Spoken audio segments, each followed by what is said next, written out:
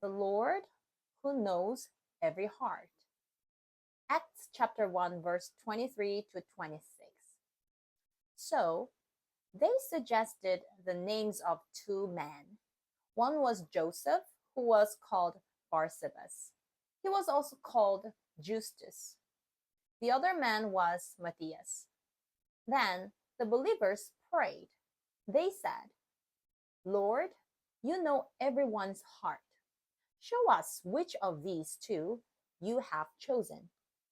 Show us who should take the place of Judas as an apostle. He gave up being an apostle to go where he belongs. Then they cast lots. Matthias was chosen, so he was added to the 11 apostles. No more of the word. The apostles needed to pick someone to take Judas' place, since Judah had turned away from Jesus. The believers suggested two good men, Joseph and Matthias, but the apostles didn't just choose one by themselves. They prayed to the Lord, who knows every person's heart, and asked him to show them which one to pick. Then they cast lots, and God chose Matthias. He became one of the 12 apostles to tell others the good news about Jesus.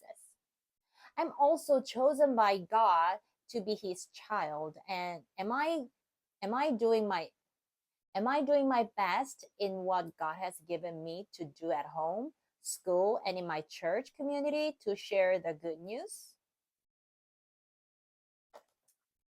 Grow more in the word. Is there something in my heart that I haven't told God about, even though he knows everything about me? Walk through the maze and write down how you will do your best in what God has given you to do. Okay. Jewel testimony. I want to be a disciple of Jesus. Junche, 6th grade. When I have problems or difficult situations, I usually worry about them a lot instead of turning to God for help. When I do this, I feel further away from God and I get sadder and more tired. Today, I read that when people needed to choose a new disciple, they suggested Joseph and Matthias.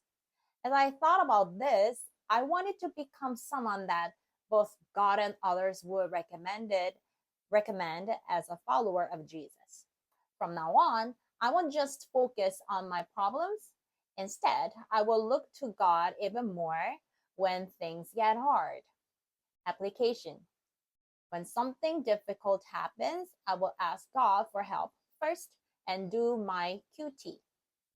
Pray according to the word. Dear God,